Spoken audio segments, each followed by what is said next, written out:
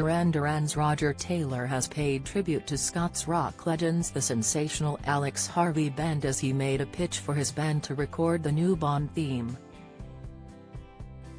The group, who in November were inducted into the Rock and Roll Hall of Fame, are the only act to have their Bond song go to #1 in America. A View to a Kill hit the top spot in 1985 and is the theme tune of Roger Moore's seventh and final appearance as 007. Taylor revealed, "If we were asked that question we would do it. It's one of the highest honors in music to be asked to do that. You've got all your awards, your Rock and Roll Hall of Fame, your Brits, your Grammys, but getting asked to do the Bond theme is the top of the pile and the biggest award a musician can get, I think." But ahead of playing Glasgow OVO Hydro on May 9, Roger revealed a surprising influence on the band formed by John Taylor and Nick Rhodes in 1978.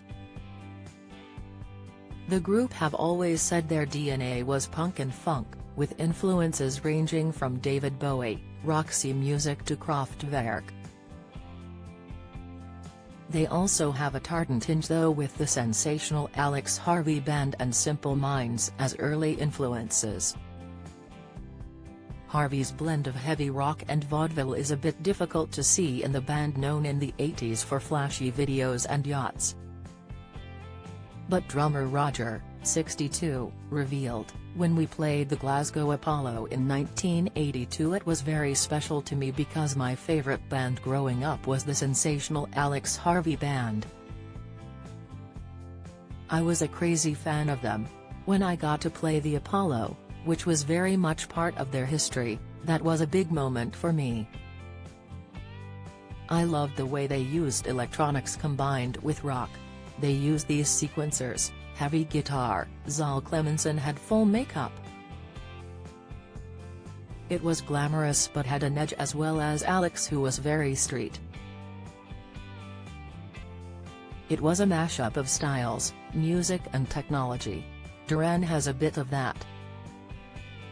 We managed to combine many of the same ideas. He was certainly an influence on Duran and a huge influence of me." Sadly, Alex died from a heart attack in 1982, a day before his 47th birthday. Roger never met him but did see Sadie at the Birmingham Odeon. He said, "I was 16 and I remember it being extremely loud." For many, Duran Duran, Roger, Simon Le Bon, Andy Taylor, John Taylor and Nick Rhodes created the best Bond tune and one that is still played around the world today. It's a mark of the band's longevity that after 43 years they are still a musical force. Dame Shirley Bassey is the only singer to perform more than one Bond theme, Goldfinger in 1964, Diamonds Are Forever in 1971 and Moonraker in 1979. Despite big-name modern stars being given the honor, the songs haven't hit the mark and are largely already forgotten. While Sam Smith's Writings on the Wall for Spectre in 2015 went to #1 in the UK, it only reached number 71 in the US, and most recent song No Time to Die by Billie Eilish also went to #1 in the UK but only reached number 16 in America. Even big hitter Adele's attempt, Skyfall, reached number 2 in UK but only reached number 8 in America. In the 80s, Duran became the biggest band on the planet, huge in America as well as in the UK thanks to tracks hungry like The Wolf and Rio.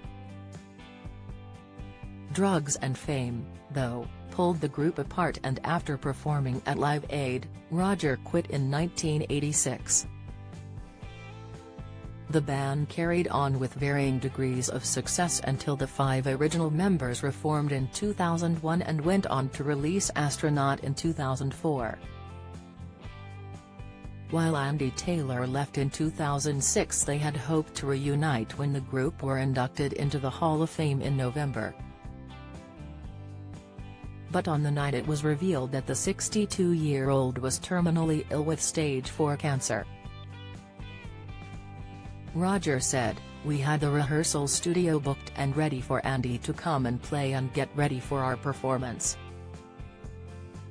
We found out 2 days before the show. It was a total shock. But the silver lining is he's back playing with us. He is playing on this new record we are doing, which we are already working on. We are doing more work on it next week. They aren't in the studio together as the band are resting in different parts of the world ahead of their latest tour and working on the album remotely. It starts in Manchester at the end of the month, playing the UK, Ireland and, from the end of May until September, the North American leg." Roger said, "It's not a full-blown album, but it's a really interesting collection of songs." Being the drummer in the band, Roger knows from experience that long tours are particularly grueling on the body. That was exemplified by U2's Larry Mullen Jr., who was ruled out of drumming for a year due to injuries to his elbows, knees and neck. Roger revealed, "I was incredibly sad about Larry. I always thought if Charlie Watts of the Rolling Stones can do it, I can do it. Then sadly he passed away in 2021. So I thought, well, if Larry is still playing then I can. So that was a real shock and very sad. Hopefully he will come back." Roger thinks he's lucky thanks to genetics, as his dad is 88 and still riding a mountain bike. He laughed, "I hope that I'll walk in the footsteps of my dad. It's all about looking after yourself and keeping generally fit." Speaking via Zoom from America, Roger, who has 3 children with his first wife and 1 with his second, is happy that the band can reunite once again. Especially on the back of the Hall of Fame induction after years of being mauled and dismissed as mere preening peacocks by their detractors. He said, "Being inducted, there was an element of sticking 2 fingers up at the detractors who dismissed our band. It was also extra special because it was affirmation from the music industry, which we didn't get in the early days. We were always the band that the press liked to stick their boot into. But our first couple of albums were more than just poppy stuff. We knew that we had more under the bonnet than we were given credit for." He reckons that they were often dismissed because, on the wave of the New Romantics and the band's chiseled cheekbones, they found a teenage girl fan base. Roger admitted, the critics couldn't quite see through the teenage following. But finally the music has had the last word. Duran Duran play the Glasgow OVO Hydro on May 9th. Tickets, duranduran.com/tour.